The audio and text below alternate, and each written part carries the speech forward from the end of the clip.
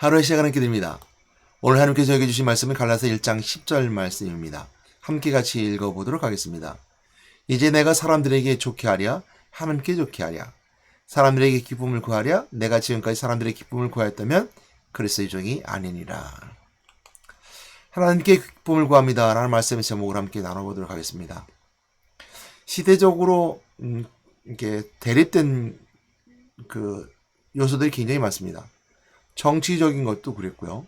교회 안에 이제 성향도 그렇고요. 또 사회적 반향도 그렇습니다.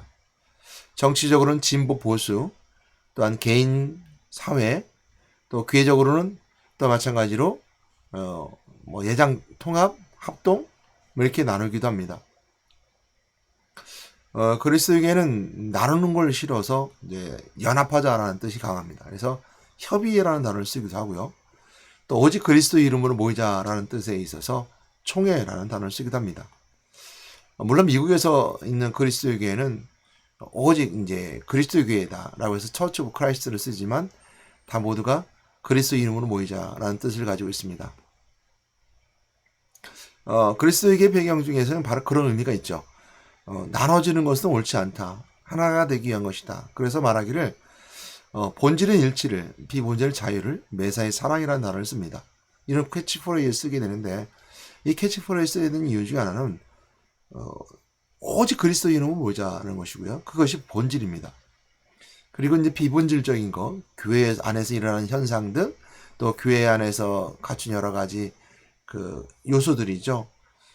예를 들어서 봉사의 방법, 아니면 예배드리는 방법, 이런 것들이 있을 수 있을 겁니다. 또 기도에 대한 어떤 그 여러 가지 상황, 환경, 기도 드리는 여러 가지 요소들, 이런 것들이 다 조금씩 다 다를 수 있습니다.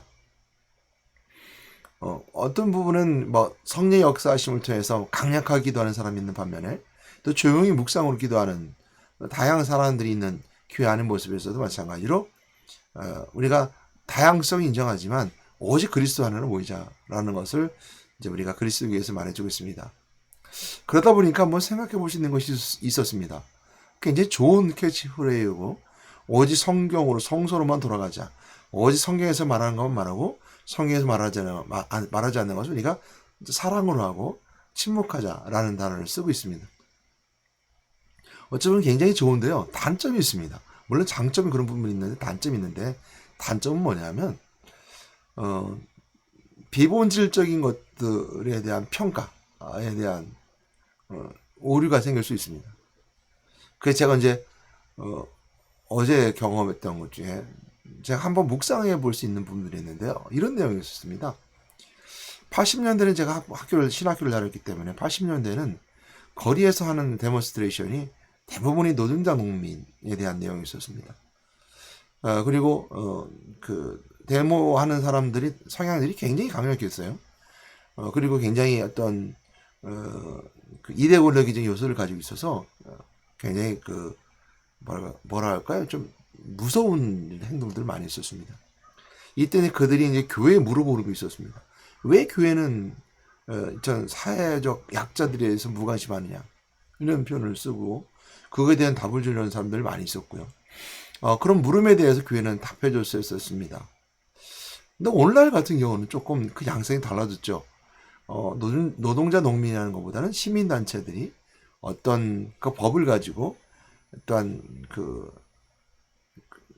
전혀 나올 것 같지 않은, 권에 나올 것 같지 않은 분들이 나와서 또 아이들이 나와서 또 학생들이 나와서 전혀 어떤 그 강력한 모습이 아닌, 물론 이제 주장하는 건 강력하죠. 그러나 이제 80년대 다르게 다른 양상이 있게 되고요.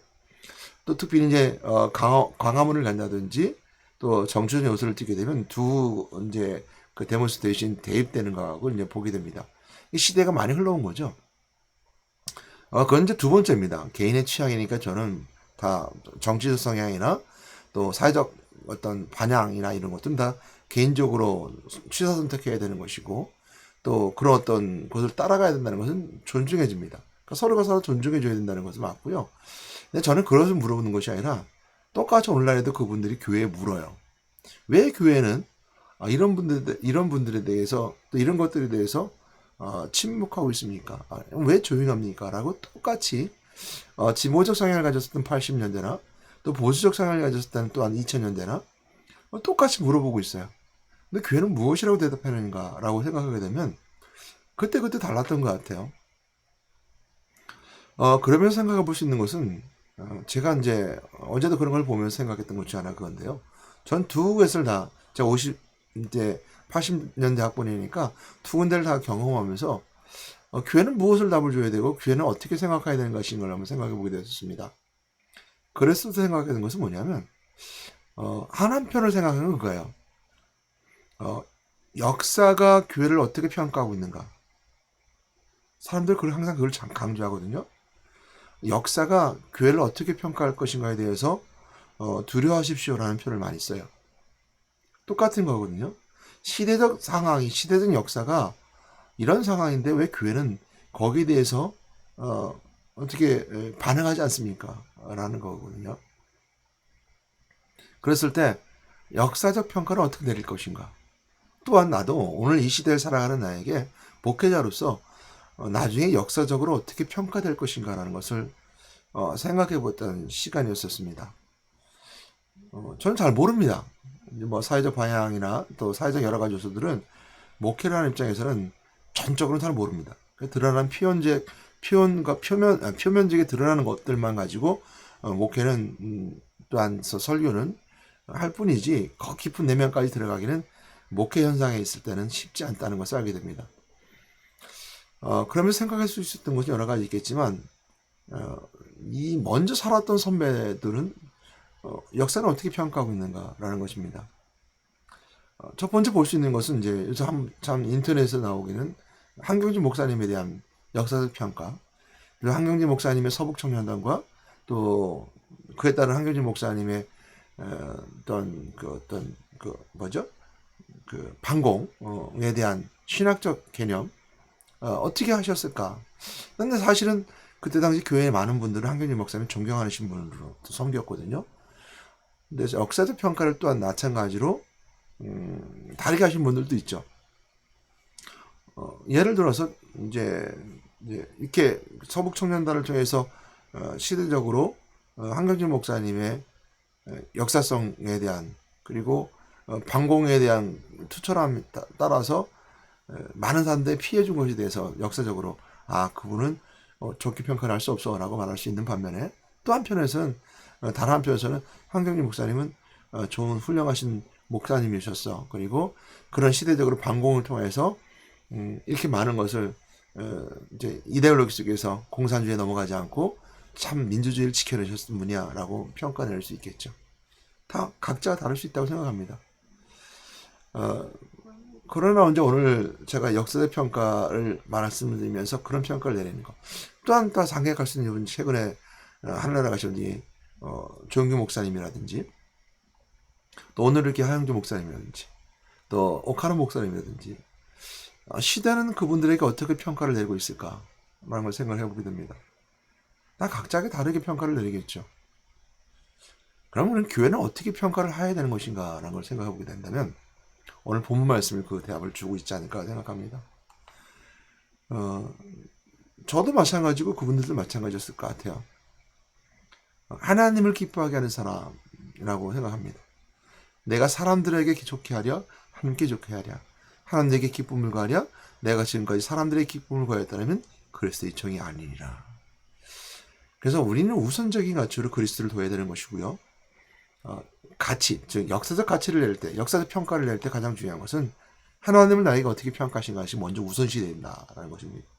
그랬을 때 역사적 평가를 다 감당하고 내가 그걸 다 안고 가야 된다라는 생각을 합니다.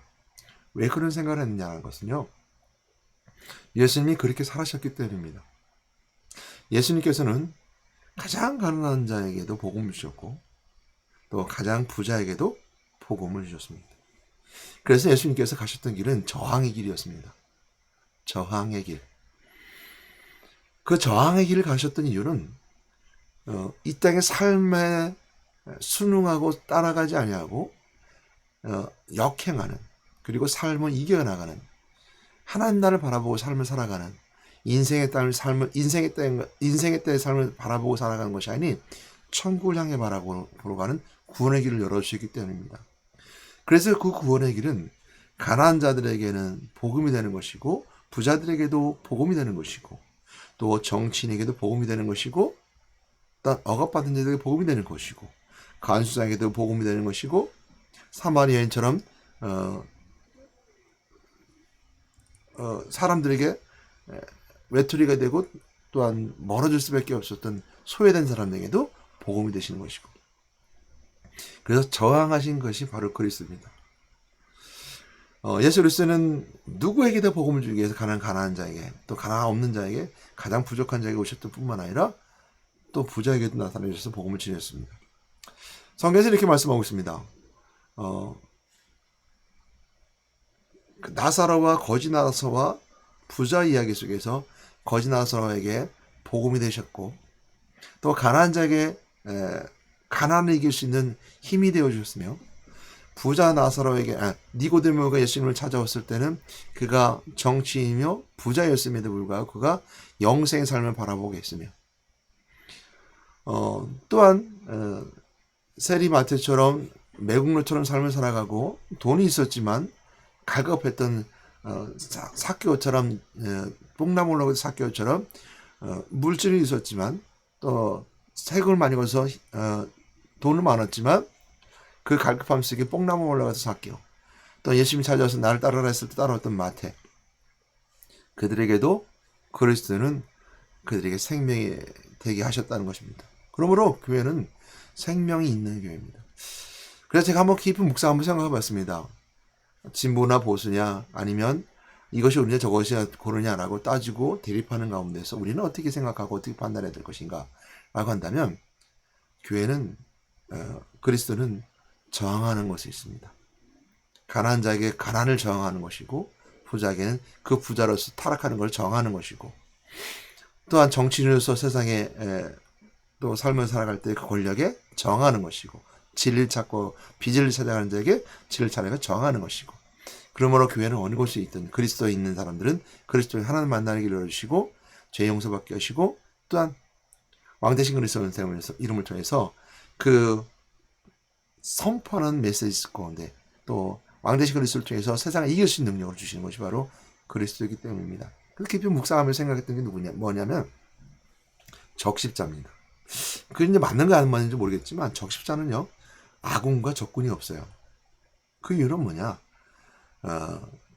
아군이든 적군이든 생명은 존중받아야 된다는 것이 있었습니다. 아군 적군.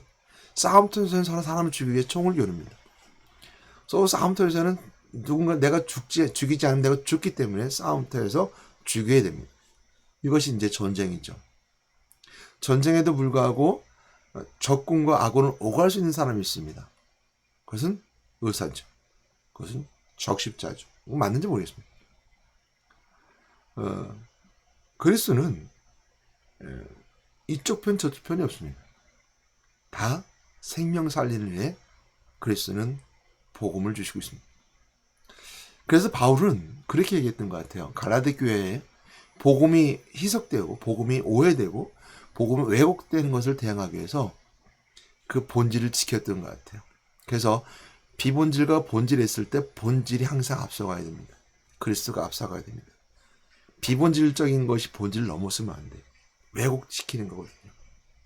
그래서 사람들이 교회는 왜 80년대도 이렇게 왜? 라고 물었고요. 2000년대 와서도 마찬가지로 왜? 라고 교회가 묻습니다.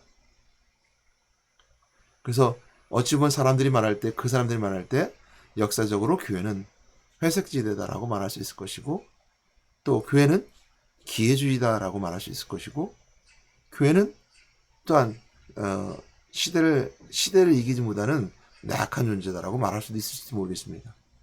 그러나 전혀 그렇지 않습니다. 그리스도를 믿는 자들에게서는 항상 먼저 하나님이 먼저 우선이었습니다. 그리고 본질이 우선이었습니다. 그리고 그리스도의 종이 된다는 것은 하나님이 기쁘시게 하는 겁니다. 여러분 제가 하는 말도 정답은 아닙니다. 여러분 정답은 본질은 정답입니다. 그리스도인 정답이죠. 그러나 비본질적인 거 여러분들의 삶의 현장에 있을 때 현장에서 제가 말한 말은 정답이 아닙니다. 여러분들이 그리스도를 품고 있다면 그 그리스도를 품은 자가 그것이 정답입니다. 지금 배가 고파서 가난한 자에게 정답은 빵입니다. 또한 권력 있고 능력 있는 사람에게 있어서 정답은 배고픈 것이 아니고 밥을 얻는 것이고 빵이 아니라 그에게는 영혼의 구원입니다. 경건함과 겸손함이죠. 부자가 돈이 많지만 그 사람에게 있어 정답은 겸손함과 빵을 구하는 것이 아니라 그에게 필요한 것은 거룩함입니다. 그러면 그것이 정답입니다. 여러분이 처해 있는 상황에서 여러분들의 그리스도가 주신 은혜 가운데 그 기뻐하시는 것이 바로 정답입니다. 여러분은 누구를 기쁘게 하고 삶을 살아가시겠습니까? 사람들을 기쁘게 하면서 삶을 살아가시겠습니까? 아니면 하나님의 기뻐함을 통해서 사람들을 기뻐하는 자가 되겠습니까? 하나님을 기쁘게 해야 됨을 통해서 사람들에게 기쁨을 주는 사람이 되겠습니까? 저는 여러분들이 권면합니다. 그리스도가 여러분 가운데 있다면 그 본질을 지키고 비본질적인 것, 그것을 여러분들 이겨나갈 수 있음을 믿습니다. 이것이 바로 저항하신 그리스도의 은혜입니다. 저항하신, 세상과 저항하신 것, 그 각자의 삶의 현장에서 그걸 예수님 다 찾아가 주십니다. 그러면 십자가의 길 걸어가신 예수 그리스도는 우리 누구든지 하는 만나는 길을 주셨습니다. 병든 자에게는 병을 저항하는 능력을 주셔서 하나님 만나게 하셨고, 가난한 자는 그 배고픔 중에서 그 가난을 이기기 위해서 하나님 만나게 하셔서 가난을 떨쳐 이르려 삶의 풍요로움을 가셨고, 질병에 가진 자에게 저항하는 그 질병을 저항하는 능력을 주셔서 질병을 이기는 능력을 주셨고, 예수님께서 니고데모의 만남을 통해서 그 니고데모에게 영생의 방법, 다시 어머니 뱃속에 들어가 나와야 되겠습니까? 라고 하는 세상의 잘못된 이론이죠. 있었던 그에게 다시 태어난다는 생명을 주심을 통해서 나중에 예수님의 시체를 달라고 하는 숨어있는 제자로 니고데모가 등장하는 것처럼 변화의 삶을 주셨다.